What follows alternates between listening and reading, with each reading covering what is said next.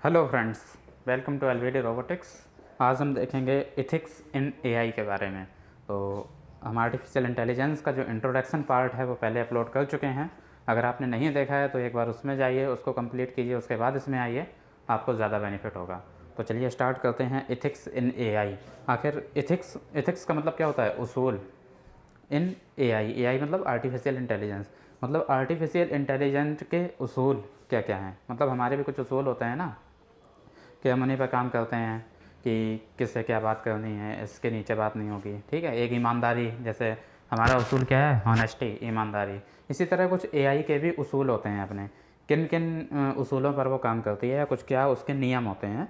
तो देखिए एआई कैसे काम करती है या इथिक्स एआई में उसूल कैसे आते हैं। चलिए स्टार्ट करते हैं। तो सबसे पहले देखिए, इसमें हमने दिया है की लर्निंग आउटकम्स। इसकी जो एथिक्स इन एआई की जो सीरीज आने वाली है उसमें आप क्या देखने वाले हैं, क्या सीखने वाले हैं। State logically and likely impact of AI technology on society. ठीक है, उसके बाद potential source base of AI decision making. ठीक है, और critically explore the positive and negative impact of AI system. AI system में पॉजिटिव इम्पैक्ट पे क्या पड़ता है, नेगेटिव इम्पैक्ट क्या पड़ता है। ठीक है, रिसर्च एंड प्रेजेंट की ethical concern related to AI development. उसके बाद देखेंगे use tool and template for evaluating ethical consideration. Okay, तो चलिए स्टार्ट करते हैं। What does ethical AI mean? मतलब एआई का मतलब क्या होता है? आर्टिफिशियल इंटेलिजेंस मतलब एक आर्टिफिशियल इंटेलिजेंस मतलब एक ऐसी इंटेलिजेंस जो आर्टिफिशियल हो, जो नेचुरल ना हो, जिसको ह्यूमन मेड हो। यानी एक ऐसी मशीन या एक ऐसा दिमाग जो, या एक ऐसी मशीन जो दिमाग की तरह सोच सके, वो होती है हमारी आर्टिफिशियल इंटेलिजेंस। अब उसमें इथिकल एआई क्या होता है? इथिकल मतलब कुछ उसके हमने उसूल डाल दिए, उसमें कुछ नियम डाल दिए।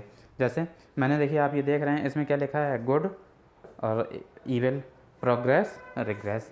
गुड मतलब क्या होता है? अच्छा, हमने एक मशीन है, मशीन वही काम करेगी, वो खुद कुछ नहीं सोच रही है, हमने उसको सोचने के लिए जो कहा है। अगर हम उसमें कुछ प्रोग्राम ऐसा डालेंगे कि वो सिर्फ पॉजिटिव बातों को कलेक्ट करे, नेगेटिव बातों को रिग्रेट करे, तो फिर वो क्या करेगी? पॉजिटिव पॉजिटिव लेती रहेगी, नेगेटिव नहीं लेगी। हम उसमें जैसा भी कमांड दे देंगे वो वैसा काम करने लगेगी।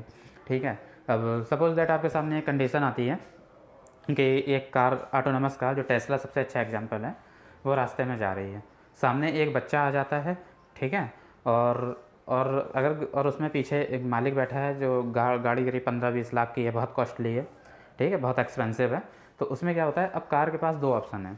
या तो कार बच्चे को उड़ा दे, अपने अपने आप को बचाए और अपने जो उसका ख़रीदने वाला मालिक है उसको बचाए, या तो उस बच्चे को बचाने के लिए कार राइट में लेकर किसी लोहे के खंभे में ठोंक दे।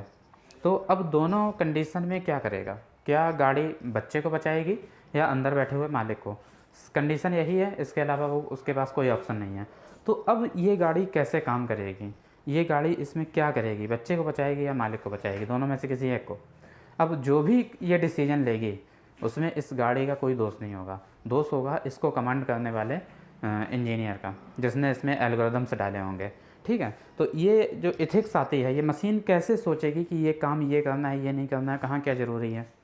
ठीक है, तो इसके बारे में कई बार क्या होता है कि मान लीजिए सड़क में आप, एक जानवर आ गया, आपने गाड़ी राइट ले ली, राइट टर्न में या लेफ़्ट ले ली, सामने रोड में जानवर को बचा लिया, बट क्या होता है, गाड़ी आपकी एक्सीडेंट हो गई। ठीक है, अब ये कार कैसे डिसीजन ले, जानवर को बचाना है या खुद का एक्सीडेंट कराना है? ये डिसीजन कैसे आता है? उसमें पड़े एल्गोरिदम से। और एल्गोरिदम कौन डालता है? जो इसका डेवलपर होता है। तो ये इथिकल यही है कि जो इथिक्स आती है वो इसके डेवलपमेंट करने वाले इंजीनियर से आती है। ठीक है, उसी तरह प्रोग्रेस और रिग्रेस, मतलब हर चीज़ की दो दो चीज़ें होती हैं। आपके मन में भी दो चीज़ें चलती हैं, पॉजिटिव एंड नेगेटिव। ठीक है, इसी तरह या तो ये पॉजिटिव यानी गुड सोचेगा या इविल, ठीक है, गुड थिंक रखेगा या इविल थिंक रखेगा, या तो प्रोग्रेसिव होगा या रिग्रेसिव होगा। ठीक है, तो ये होती है इथिक्स इन एआई। उसके बाद देख रहे हैं इसके जो 4 पिलर होते हैं कि किसी, मतलब क्या, जैसे आपने एक फिल्म देखी होगी रोबोट, जिसमें एक चिट्टी होता है, उसके अंदर क्या होता है कि इमोशंस नहीं होता, उसमें जो एल्गोरिदम डाल दिया गया वो उसी पे काम करता है। ठीक है, तो उसी तरह ये होता है। अब उसके 4 पिलर कैसे हैं कि हमने इसको जब डिफाइन करने की कोशिश करी कि उसको उस समय पे क्या कमांड दिया जाए कि वो क्या करे, ठीक है, या अपने पास्ट एक्सपीरियंस से क्या लर्न करके उसका डिसीजन ले, तो उसको सोचने के लिए हमने 4 पिलर बनाए। एक तो फेयरनेस, दूसरा एक्सप्लेनेबिलिटी, तीसरा क्या बनाया, प्राइवेसी, और चौथा रॉबर्टनेस। ठीक है, तो जब आप इन 4 पिलर को देखते हैं कि तो फेयरनेस क्या होता है? फेयरनेस ये होता है कि द लैक ऑफ फेवरेटिज्म और वन साइड और एनदर। मतलब क्या होता है कि जब आपकी मशीन देख रही है तो आपने फेयरनेस मतलब क्या होता है कि उसकी मतलब शार्पनेस बोल सकते हैं आप, या एफिशिएंसी बोल सकते हैं आप उसे फेयरनेस को, कि आपकी मशीन जो सामने मान लीजिए एक उसे डॉक्टर हैं, एक नर्स है और एक मेल डॉक्टर है, एक फीमेल डॉक्टर है, ठीक है, या कुछ फीमेल डॉक्टर्स और कुछ नर्सेस खड़ी हुई हैं। तो मशीन कैसे डिटेक्ट करेगी कौन इनमें से डॉक्टर है कौन नर्स है, दोनों को अलग अलग कर लें, ठीक है, ये करना है। अगर और भी हो जाए, क्लास में कई सारे बच्चे बैठे हैं जिसमें से एक लड़का आगे बैठा है बाकी सब उसके पीछे बैठे हैं, तो मशीन कैसे अप्रोच करेगी कि इनमें से क्लास का मॉनिटर कौन हो सकता है, ठीक है। तो ये चीज़ होगी फेयरनेस कि इतना डीप जाके, जब हम कल डिस्कस कर रहे थे ना डीप लर्निंग के बारे में, न्यूरल नेटवर्क के बारे में, तो डीप लर्निंग और न्यूरल नेटवर्क यही है कि जब एक बार एल्गोरिदम डाला गया तो उस क्लास की या उस हॉस्पिटल की वो सिचुएशन को देखकर उसमें अपना डिटेक्ट कर पाए, उसमें अपना मतलब थिंक कर पाए कि कौन क्या है, ठीक है। दूसरी चीज़ आती है एक्सप्लेनेबिलिटी। दूसरी चीज़ एक्सप्लेनेबिलिटी का मतलब क्या है? किसी चीज़ को एक्सप्लेन करने की क्षमता। मशीन उसको कितना एक्सप्लेन कर सकती है, मतलब कितने न्यूरल नेटवर्क में डीप लर्निंग कर सकती है, कितना उसका एक न्यूरॉन्स का जाल बना सकती है, उसी को बोलते हैं हम एक्सप्लेनेबिलिटी। कितना ज़्यादा मतलब उसको एक्सप्लेन किया जा सकता है। अगला होता है प्राइवेसी। प्राइवेसी क्या होती है? प्राइवेसी ये होती है कि उसके पास जो डाटा है, एआई में क्या होता है, एआई हमारा जो काम करता है डाटाबेस पे काम करता है, और डाटा को प्रेजेंट टाइम में न्यू गोल्ड बोला जाता है। आज के समय पे सोने से ज़्यादा इम्पॉर्टेंट क्या होता है? डेटा।